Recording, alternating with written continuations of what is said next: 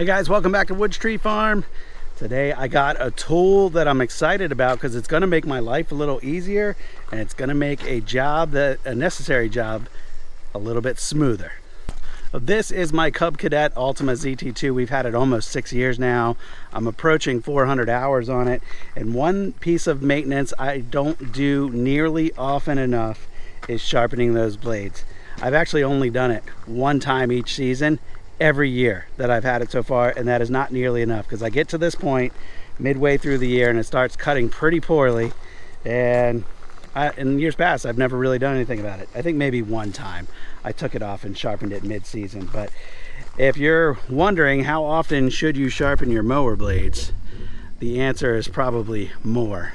So I actually got on a lawn mowing forum because I figured maybe the professionals have some insight into how often the mower blade should be sharpened. And of course it varies depending on the conditions that you're cutting in and how much cutting you actually do.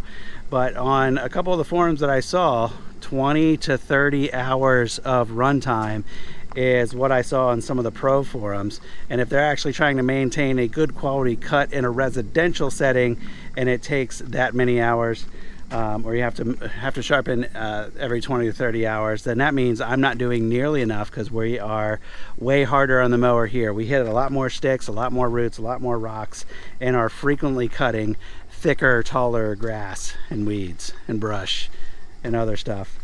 So this is another Amazon find for you guys, and there are a bunch of these on Amazon, and the one that I got, I can't even tell you why I chose it. Probably based on price, probably based on reviews a little bit, but the brand name says Sporgain. See that on there, Sporgain. And it's one of these little angle grinder tools, so you can mount it to your bench or your worktop. I mounted it to this big piece of 2x12 here because I figured I could kind of use this anywhere, and I've already offered this to a neighbor and a friend, so this way it's kind of mobile. But this big piece of 2x12 is heavy enough that it's not going to move around. And how it works is your angle grinder goes in this little thing here, and then it slides along your mower blade. I'm going to demo it. I've already done a couple old blades. Here's an old rusty blade that I had laying around and put a pretty good new edge on that. There's still some imperfections on there from where we've hit rocks and stuff. I could take a lot more material off and clean that edge up some more. For what we do and how we typically sharpen, this is a way better job than what I usually do. So I'm pretty pleased with it so far. So this thing's completely adjustable. The original blades that I had on this mower were high lift blades, and I went to mulching blades. And you can see the original blades are a lot more narrow than these mulching blades. And this particular set, I had to flip this piece around in order for it to work with the mulching blades. So how it came set up originally, it would only come out to about there, and that wasn't far enough. I'm gonna hold these springs. It wasn't far enough when this piece was on this way. So I just flipped it around.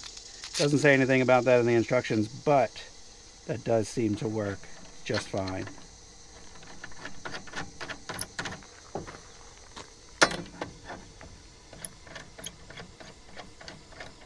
No matter what kind of angle grinder you have, they usually have a handle on one side that threads in, and then there's another thread on the other side. And the guides that they send you that fit in this thread right into that. And they actually ship it with several different guides depending on your angle grinder. It might have different threads, either 5/16 or 3/8 or an M8 or an M10. So mine ended up being one of the metric ones. So you can rest assured that this should work with most grinders on the market. So that just sits in there. Nothing holds it in place, so you kind of need to watch it. It can walk itself out. And part of the initial setup was to adjust this bushing here. This bushing can slide in and out so that you can get your flap disc on your grinder to hit in the right spot.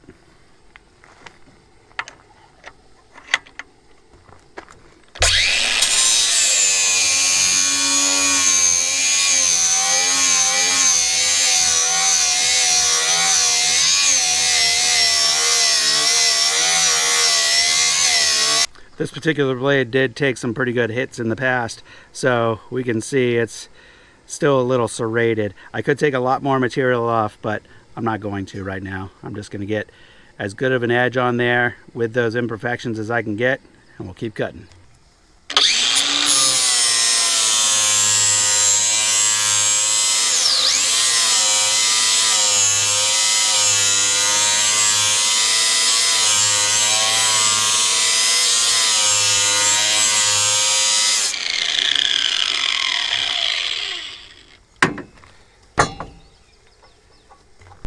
Probably worth pointing out the angle on this is also adjustable. I have mine on the 30-degree mark.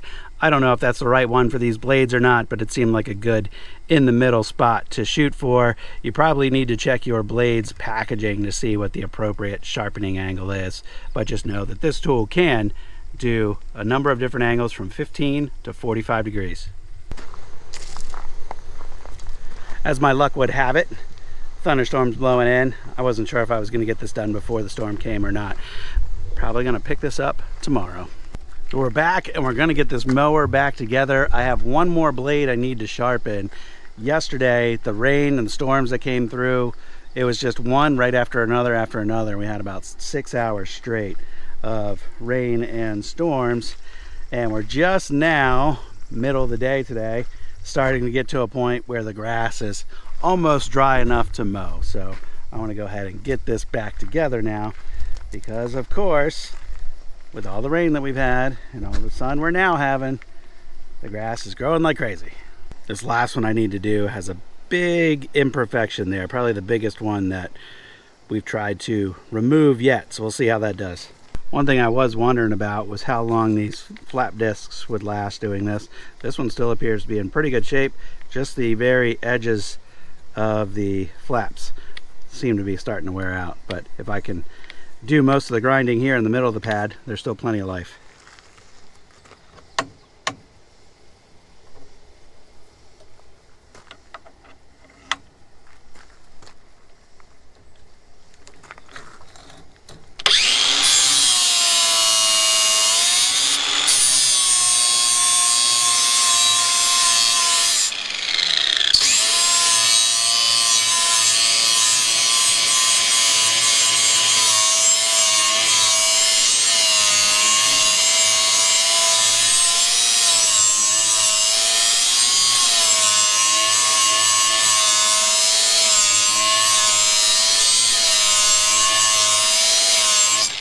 There aren't too many things you buy that you say to yourself, do I really need that?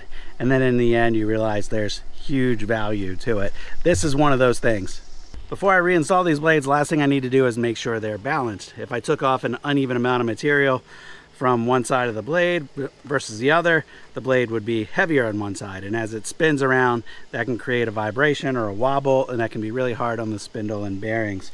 So we want to make sure they're as balanced as they can be. I do actually own a little cone-shaped balancing tool, but for the life of me, I can't find it. It might be back in the home garage.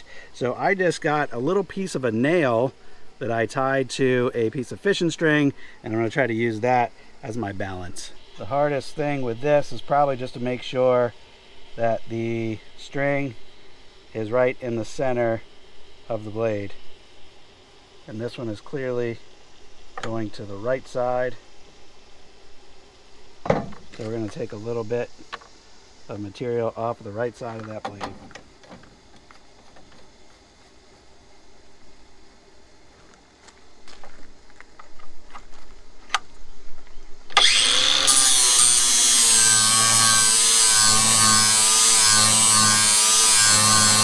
Alright, and now we're getting much closer to even. I can live with that.